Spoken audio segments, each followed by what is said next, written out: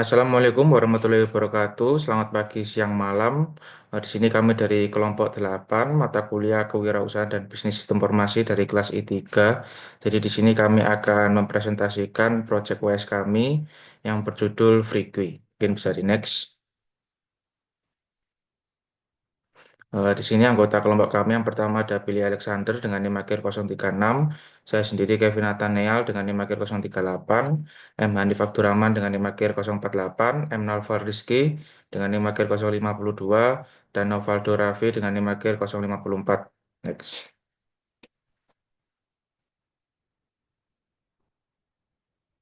Eh, untuk isi dari presentasi kami, sini ada deskripsi bisnis, bisnis pesaing, deskripsi fitur, keunggulan produk, segmentasi pasar, dan lain sebagainya seperti rencana keuangan, rencana promosi, dan lain-lain. Next. Langsung masuk saja ke dalam pendahuluan. Jadi Freequi ini, aplikasi ini dibuat untuk menjawab kebutuhan efisiensi dan keterhubungan dalam pasar kerja freelance, khususnya di bidang teknologi informasi. Jadi, Freequi ini menjawab tantangan seperti jarak geografis, koneksi terbatas, dan kebutuhan keahlian spesifik. Dengan fitur seperti pencocokan otomatis, komunitas aktif, dan transaksi aman, Freequi menyederhanakan pencarian tenaga kerja berkualitas, mendukung pengembangan karir, serta memenuhi kebutuhan perusahaan secara fleksibel di ekosistem freelance TI. Mungkin bisa di next. Masuk ke dalam deskripsi bisnis. Jadi Freequi sendiri merupakan singkatan dari Freelance Yuk. Jadi aplikasi ini adalah aplikasi inovatif yang dirancang khusus untuk menghubungkan para profesional di bidang TI dengan peluang pekerjaan yang sesuai dengan keahlian mereka. Dengan fokus pada berbagai disiplin ilmu, terutama di teknologi, yaitu seperti graphic designer, software engineer, UI UX designer, data analis, dan lain-lain. Freequi bertujuan untuk menjadi jembatan antara talenta-talenta berbakat dengan perusahaan yang membutuhkan tenaga ahli di bidang IT. Next.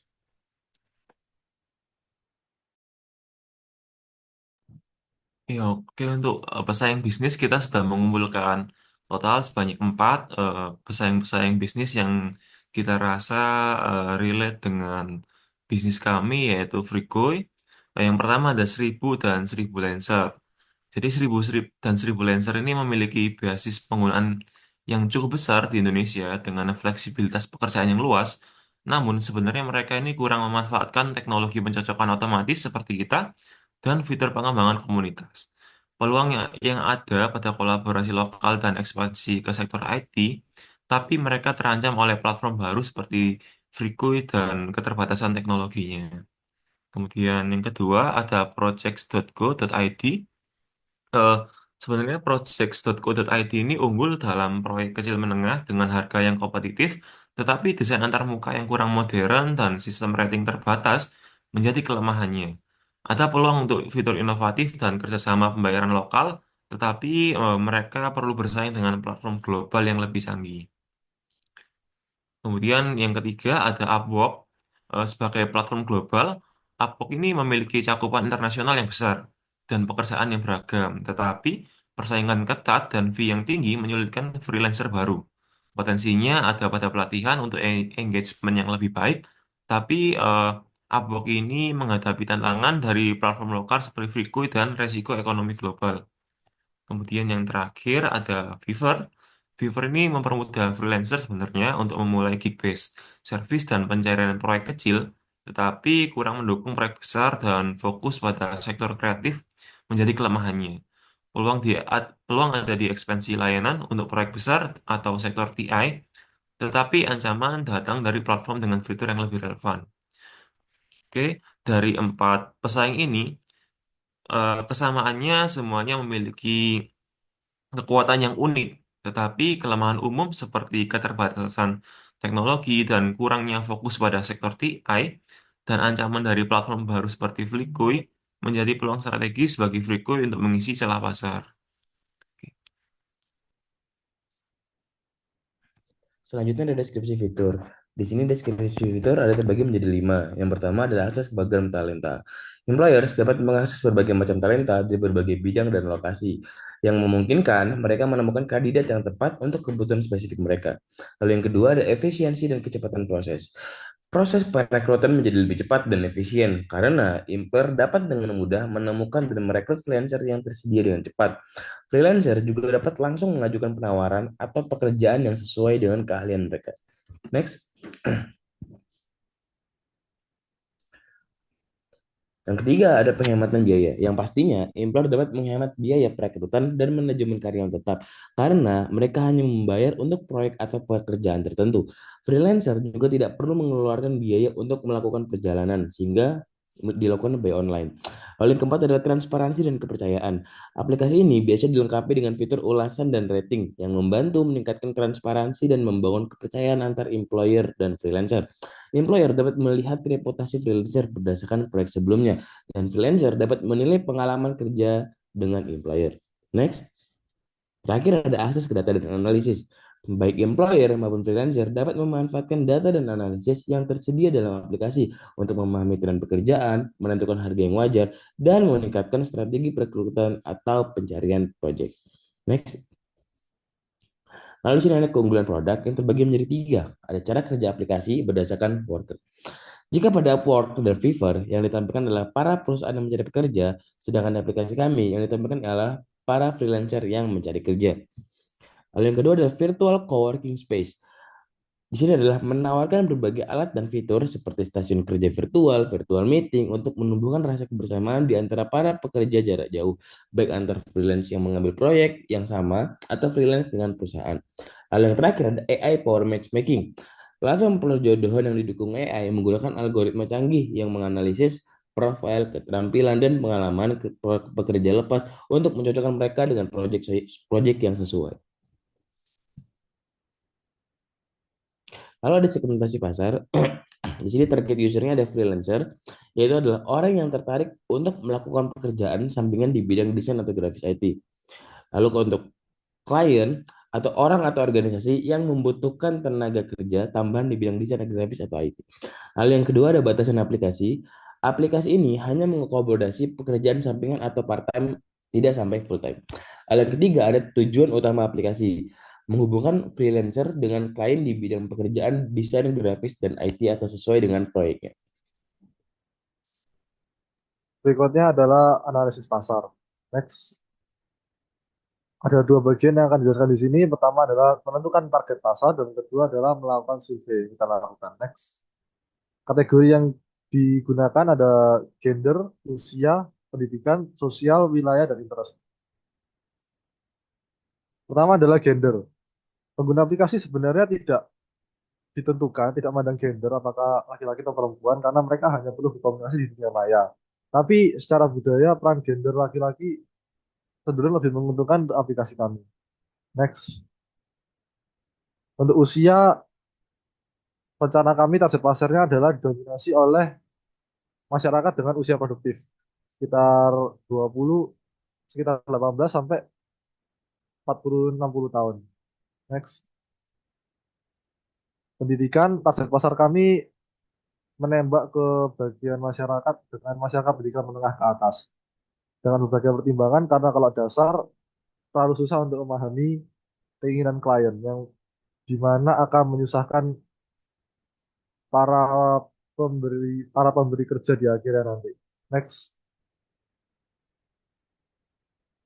Nah, untuk sosial ini saya tampilkan Bhinneka Tunggal Ika karena tidak memandang status sosial maupun kasta sosial manapun, semua area sosial, semua manusia bisa berpartisipasi dalam melaksanakan aplikasi Frigo ini.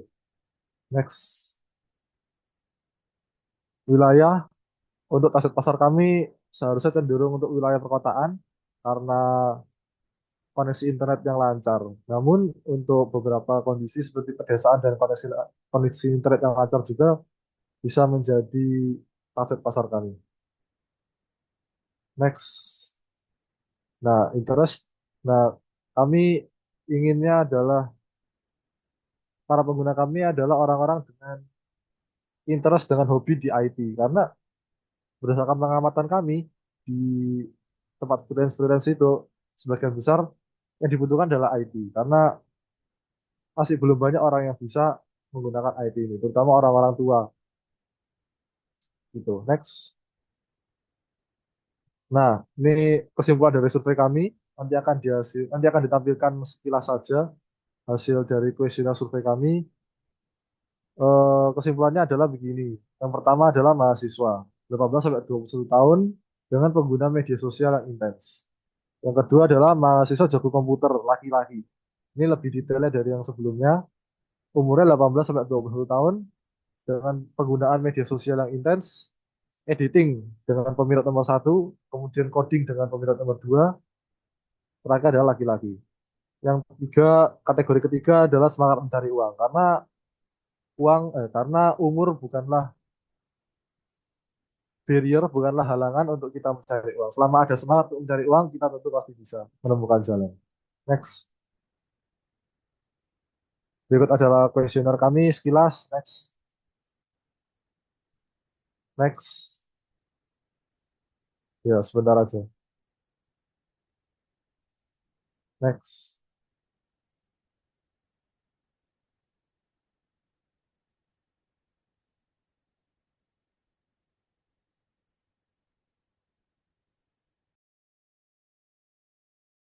Selanjutnya ada rencana promosi. Next. Di sini rencana promosi awal ada seperti 3 bulan awal.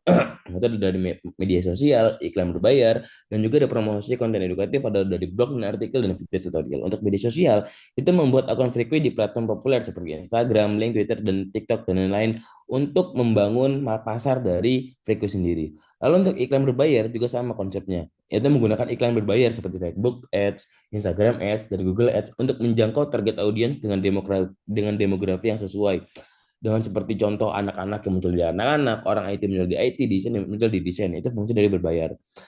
Kalau ada promosi konten yang edukatif, di sini ada blog dan artikel, itu publikasikan artikel informatif di blog Friku yang membahas tren pasar, tutorial teknis, dan wawancara dengan freelancer sukses. Lalu ada video tutorial, yaitu buat video tutorial yang menjelaskan cara menggunakan platform dengan maksimal dan unggah di YouTube serta media sosial. Next. Ada rencana promosi lanjutan. Di sini untuk rencana promosi lanjutan ada kerjasama dengan komunitas dan influencer, seperti kolaborasi dengan influencer TI atau partnership dengan komunitas. Lalu untuk pemasaran offline ada pameran dan seminar karir dan kunjungan ke kampus dan startup. Untuk kolaborasi dengan influencer TI, itu tuh mengajak influencer dengan bidang IT untuk mempromosikan Free melalui ulasan atau penggunaan ke platform di konten mereka. Lalu untuk partnership dengan komunitas, itu kerjasama dengan komunitas pengembang, desainer, dan komunitas IT untuk memperkenalkan Free melalui acara online. Lalu untuk pemasaran offline, pada pameran, itu pameran seperti ikut serta dalam pameran kerja atau seminar karir yang memungkinkan pertemuan langsung dengan calon pengguna.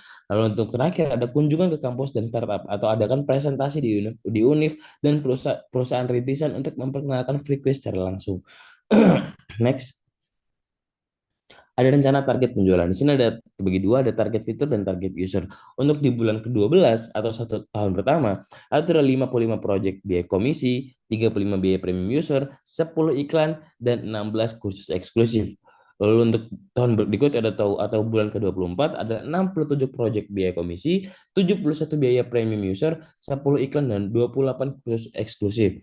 Lalu untuk tahun ketiga atau bulan ke-36 ada 114 project biaya komisi, 63 biaya premium user, 10 iklan, dan 40 kursus eksklusif.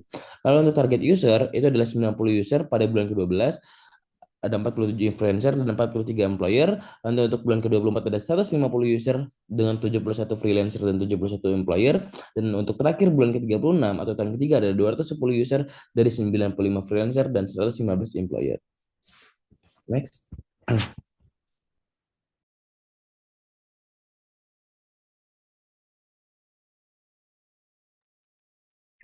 Baik, selanjutnya adalah rencana keuangan.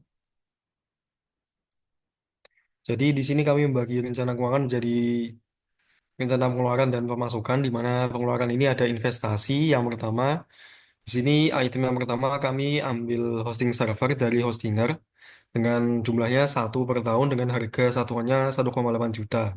Dengan total harga 1,8 juta. Lalu yang kedua ada Cloud VPS Hosting, di mana harganya 3,750 juta untuk 1 per tahunnya.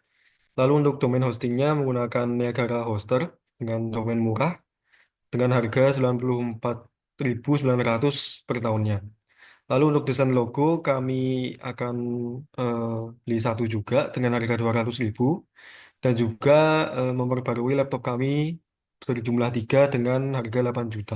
Jadi totalnya kami akan investasi dengan nilai 29.844.900 rupiah.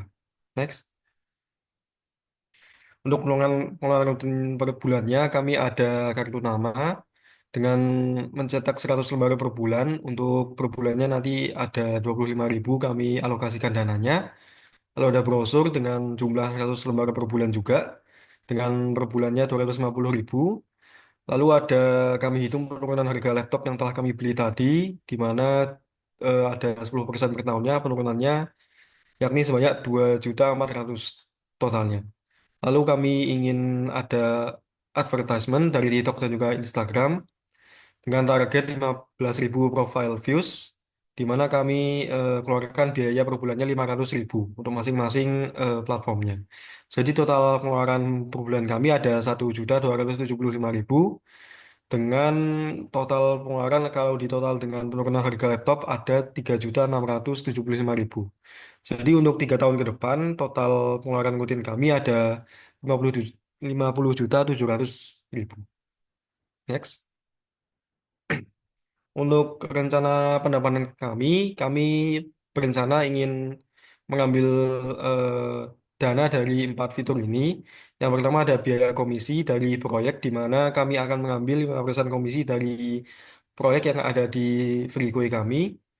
Jadi kami rencananya di bulan pertama ada 10 proyek dengan rata-rata ini untuk nominalnya ini kami ambil rata-ratanya. Jadi rata-rata proyeknya ada di 500.000 dengan nominal totalnya sampai 5 juta. Kami ambil 5%-nya jadi ada 250.000 yang masuk ke Freecoin.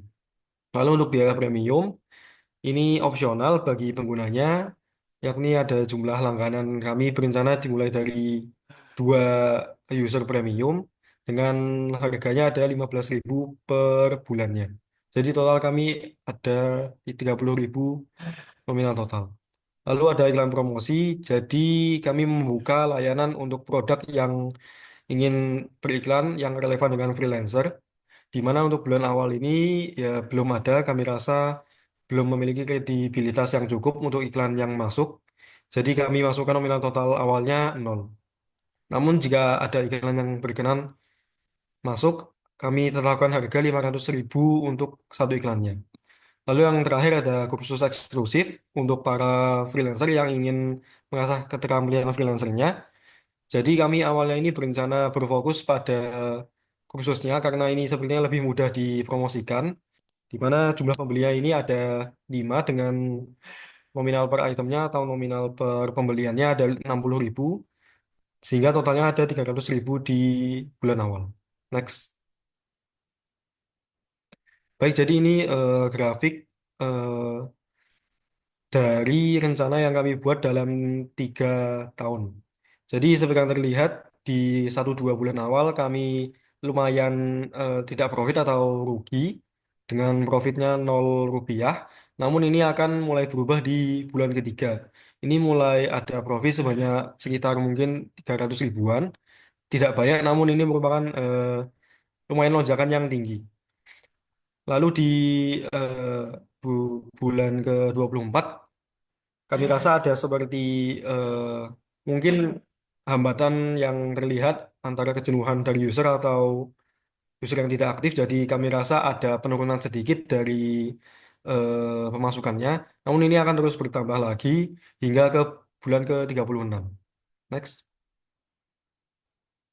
Jadi pendapatan kami totalnya ada selama 3 tahun ini ada 287.932, di mana keuntungannya ad- setelah dikurangi pengeluaran ini ada 144.266.032 rupiah. Next. Jadi kesimpulannya dari proposal ini menawarkan berbagai teknologi untuk memenuhi kebutuhan masyarakat dengan strategi operasional yang terencana. Ya, untuk kedepannya, bila ada proyek yang ingin seperti kami, disarankan untuk memerlukan pemasaran, mengoptimalkan anggaran, sama menerapkan evaluasi berkala dan pelatihan tim untuk memastikan keberhasilan dan keberlanjutan proyek. Next. Baik, sekian presentasi dari kelompok KWU kami. Bila ada kekurangan, mohon maaf. Assalamualaikum warahmatullahi wabarakatuh.